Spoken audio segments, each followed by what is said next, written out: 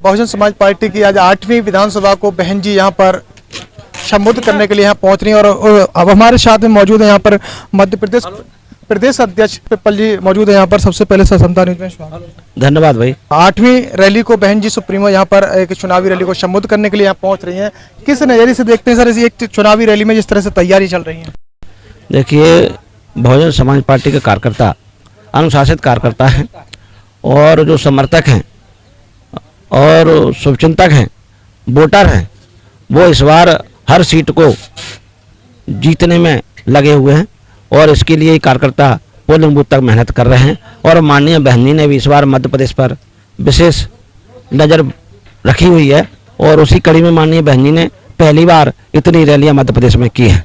मैं माननीय बहन जी का भी आभार व्यक्त करता हूं कि आपने हम पर भरोसा करके इतनी रैलियां हमको करने का मौका दिया है और आपने व्यस्तम समय और अपने स्वास्थ्य को भी न देखते हुए मध्य प्रदेश के कार्यकर्ताओं को आशीर्वाद दिया है, तो हम आपके इस आशीर्वाद को खाली नहीं जाने देंगे और माननीय बहन जी का हाथ जरूर मजबूत करेंगे। देखा जा रहा है कि लाहौर विधानसभा में बहन जी 25 साल बाद फिर से कदम रख रही हैं, क्या कुछ 2023 विधानसभा में बदलाव के संकेत दिख रहे हैं?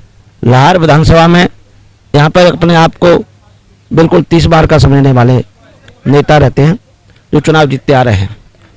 वो कहते हैं कि मैं कभी चुनाव नहीं हार सकता, तो इस बार बहुजन समाज पार्टी ने उनको ये बताने का काम किया है कि आप पहले अपने घर को ही बचा लो, प्रदेश में सरकार बनाने की बात तो दूर की बात है।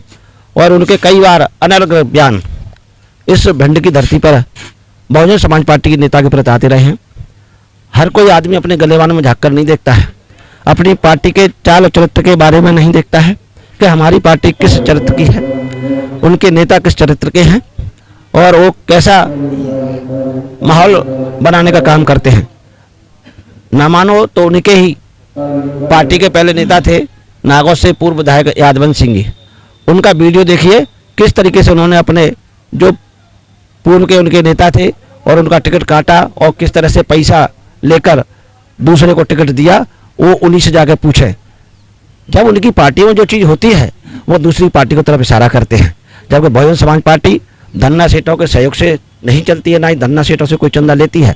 और इसका खुलासा आदरणीय बहन कुमारी मायावती जी कई बार सदन में और मीडिया के सामने और खुद चुनाव आयोग ने किया है कि बहुजन समाज पार्टी किसी से कोई चंदा नहीं लेती है और हमारी तरफ इशारा करते हैं कि बहुजन समाज पार्टी तो पैसे से टिकट देती है। जाके कार्यकर्ताओं से पूछिए, इस बार जमीनी कार्यकर्ताओं से पूछिए कि किस तरह माननीय बहन जी ने सोशल इंजीनियरिंग के तहत पूरे प्रदेश में टिकट बांटने का काम किया है, चाहे कुशवा हो, चाहे बघेल हो, चाहे गुर्जर हो, चाहे छत्री हो, चाहे वैश्य हो, चाहे ब्राह्मण हो, चाहे वो राजावत हो, चाहे वो तमाम लोधी हो या बंसकार हो, महार हो, अहरवार हो, जितने भी समाज के वोट हैं वो सभी लोगों को टिकट देने का काम किया है सोशल इंजीनियरिंग के तहत।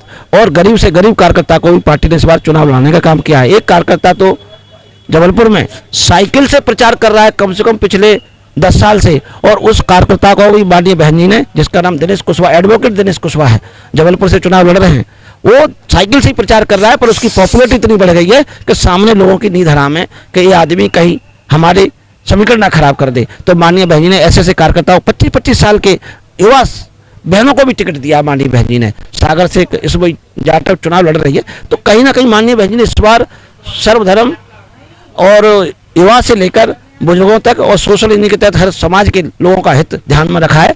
जो कुशवाहा समाज सम्मेलन करके भाजपा कांग्रेस से सीटें मांग रहा था, उनको 5 सीटें तक नहीं मिली, बहुजन समाज पार्टी ने 10 सीटें देने का काम कुशवाहा समाज को किया है। तो इसलिए कह सकते हैं आप, चाहे वो लोधी समाज हो, चाहे गुर्जर समाज हो, चाहे बघेल समाज हो, ये लोग बीजेपी कांग्रेस से भीख मांगते रहे, उनको कुछ मिला नहीं। और ओबीसी समाज के नेता, जो ओबीसी समाज के लोग कहीं ना कहीं धरना प्रदर्शन में मुख्यमंत्री कार्यालय का घेराव करके 27% आरक्षण की मांग करते रहे और उसके तहत अपने लिए टिकट की मांग करते रहे। आज ओबीसी के नेता, प्रदेश स्तर के, राष्ट्रीय कोर कमेटी के लोग आज बहुजन समाज पार्टी का प्रचार कर रहे हैं और उन्होंने संकल्प ले लिया है कि इस बार आदरणीय बहन कुमारी मायावती जी के नेतृत्व में हम लोग मध्य प्रदेश में परिवर्तन करके रहेंगे और SC, ST, OBC, माइनॉरिटी, प्रकाश और गरीब लोगों के लिए न्याय की बात करके रहेंगे। क्योंकि आदरणीय बहन कुमारी मायावती जी के शासन में महल बेटियों के ऊपर अत्याचार नहीं होता है, उनके बलात्कार नहीं होते, उनकी हत्या नहीं होती है और विकास का रास्ता खुल जाता है और चहुमुखी विकास प्रदेश का होता है, ना मानो तो उत्तर प्रदेश की 4 बार की सरकार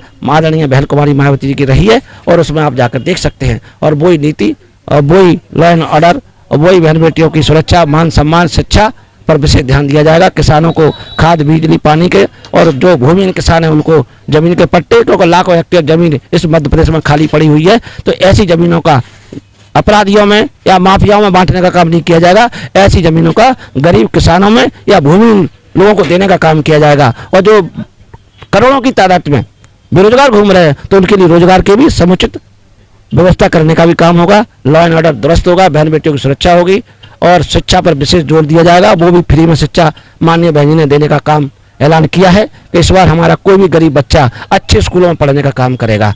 बस आप एक बार 17 तारीख को हाथी के सामने वाला बटन दबाइए और अपने अपने प्रत्याशी को जिताकर भोपाल भेजने का काम करें। बाकी का काम आदरणीय बहन कुमारी मायावती जी करेंगे। और सवाल उठता है, जिस तरह का जनाधार जो बसपा में दिखाई दे रहा है, ताबड़तोड़ रैलियां कर रही हैं बहन जी, और वो वर्चस्व दिखाई दे रहा है, गोदी मीडिया इस तरह की खबरों को कहीं भी दिखा नहीं रही है, किसी भी जनता से कोई राय नहीं ले रही है, इस पर क्या कहना है? देखिए, 2007 में भी ये गोदी मीडिया ने माननीय बहन जी को नहीं दिखाया था, और 2007 में माननीय बहन जी की पूर्ण बहुमत की सरकार बनी थी।